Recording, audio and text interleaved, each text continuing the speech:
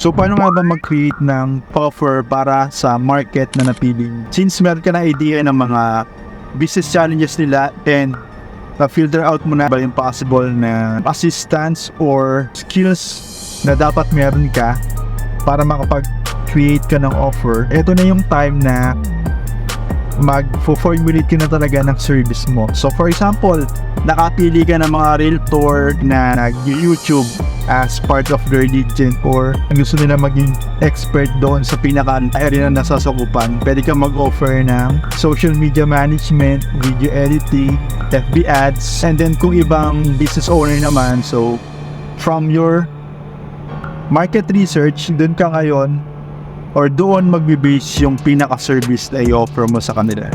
Magpo-formulate ka, maglalagay ka ng pricing, so depende na lang kung ano yung magiging setup. So from time to time kasi minsan nanghihingi na ng pricing si client. Sa mga susunod na video, bibigyan ko ng idea kung paano nga magkaroon ng mas malaking chance at mas magkaroon siya ng interest na i-hire ka at makuha yung client na yon.